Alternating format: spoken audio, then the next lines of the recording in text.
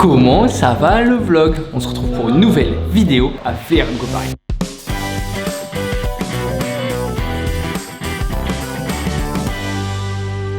Oui, c'est particulier les vidéos à Vert & Co, mais Vert & Co c'est mon travail. Donc je suis obligé aussi de travailler. C'est-à-dire que ces vidéos, ce serait mon métier, je comprendrais.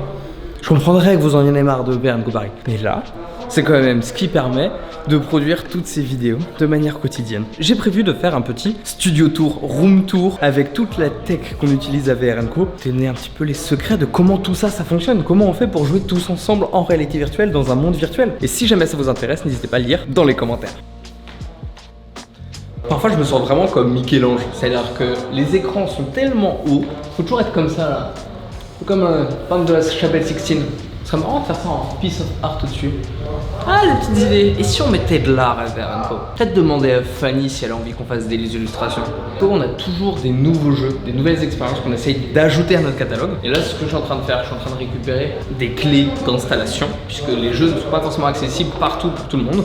Il faut avoir des clés pour être sûr que j'ai pas volé le jeu. Et du coup, j'installe sur chacune des stations. Comme ça, je suis sûr que tout le monde pourra jouer en réseau après à cet escape game. L'escape game, c'est Incarna. C'est un super jeu qui se joue de 3 à 4 joueurs et vous êtes un peu des sorciers dans un monde très onirique. Ça change des escape games classiques où les décors sont généralement très réalistes. Là, c'est quelque chose qui n'existe pas. Vous vous baladez de fleur en fleur. Je vous mets quelques images. C'est très spécial. D'ailleurs, on entend Tom, ils sont en train d'y jouer en ce moment même.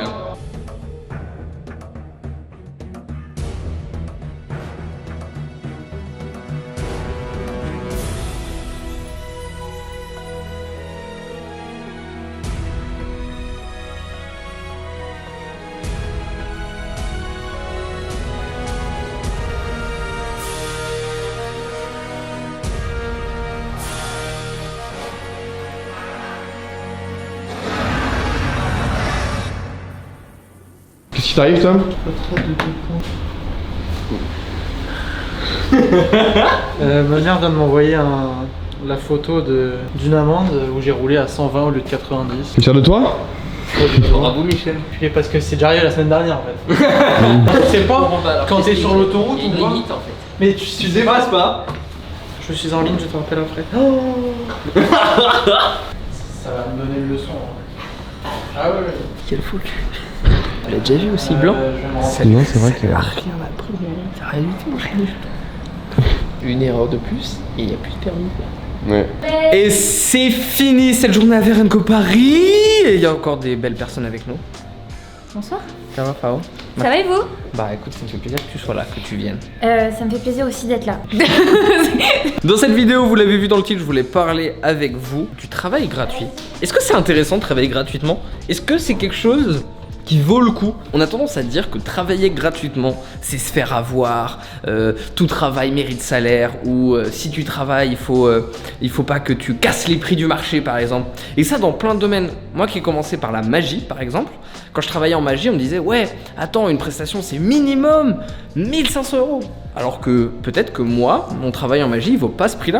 Ça dépend de ce que tu apportes comme valeur. Et on a tendance à décorréler vraiment la valeur qu'on apporte aux gens à réellement en fait ce qu'on facture aux gens. Je voulais vous parler de ça parce que ce soir on va aller au Mad Maker, le bar, un petit peu le terre-terre, vous le connaissez maintenant, le Mad Maker, et on va aller faire des photos. On a déjà fait des photos pour le Mad, on leur a envoyé les photos gratuitement. Elliot, qui est le patron du bar, est revenu vers moi et a fait mec, les photos sont incroyables. C'est vrai qu'elles sont très belles les photos, elles sont magnifiques. Et ces photos étant magnifiques, il nous a dit bah les gars, vous savez quoi, on peut pas vous payer parce qu'on n'a pas de budget, mais vous venez et on vous rince la soirée illimité en échange de photos. C'est génial. Est-ce que c'est pas ça être payé aussi? C'est au lieu par exemple de dépenser, je sais pas, si on voulait boire toute la soirée à 5, on aurait dépensé énormément d'argent et au final on va passer une soirée super bien entre potes. Et il m'est arrivé une autre chose aussi. Il y a de ça 2 ans, j'ai fait un spectacle de magie pour une grande marque de vêtements. Vraiment un truc qui est pignon sur rue, tout le monde connaît. Une marque de vêtements pour femmes. J'ai fait leur arbre de Noël en tant que magicien. Donc c'est-à-dire que je venais, je faisais mes petits tours de magie. Et à l'époque, j'estimais que ma prestation de magie valait une certaine valeur, donc je l'ai facturé en corrélation. Et ça s'est tellement bien passé que suite à ça, la personne m'a rappelé cette semaine et m'a dit bah Axel, c'est génial, est-ce que tu peux revenir? Et bah là du coup j'ai augmenté le prix puisque en 2 ans je pense avoir progressé. Entre temps j'ai fait des spectacles à Oman, au Koweït, j'ai fait des spectacles digitaux et du coup bah ma prestation vaut beaucoup plus cher et c'est normal. Donc ouais, j'ai commencé par des spectacles de magie gratuits quasiment, parce que je faisais en fait, comment j'ai eu cette prestation, je vous l'ai pas dit, j'ai eu cette prestation en faisant de la magie dans un restaurant. La magie dans un restaurant, bah on est payé symboliquement pour globalement, pas que ça nous coûte de l'argent, mais en soi on n'en gagne pas non plus. Mais ça m'a permis de rencontrer les personnes et du coup de faire 2 ans plus tard ce spectacle pour cette grande marque de vêtements pendant l'été. Et je trouve ça trop cool. Je trouve ça trop cool de pouvoir se dire, attends, est-ce que vraiment tu factures parce que c'est ce qui est censé faire, ou est-ce que toi tu vas pas en tirer de la valeur et tu vas pas passer à côté de cette opportunité parce que, j'ai l'impression d'avoir un discours de entrepreneur-like là, est-ce que tu vas passer à côté de cette opportunité? Ben non, tout ça que je voulais dire c'était pour dédramatiser. Vous prenez pas la tête. Si jamais vous avez l'impression que autour de vous les gens facturent plus cher et tout ça, mais si vous estimez au fond de vous-même ce que vous valez, que ce soit peut-être plus, même si ça se trouve, vous devriez peut-être même facturer beaucoup plus cher. Et dans ces cas-là, je vous invite à le faire. Et les gens, ils s'adapteront à ça. Et ils le comprendront si vous êtes bienveillant dans votre démarche. Et c'est ce que j'invite tout le monde à faire. Est-ce que je vous ai rendu malade à me balader là dans le sous-sol de VR & Co? Peut-être. Dans tous les cas, on se retrouve au Man Maker.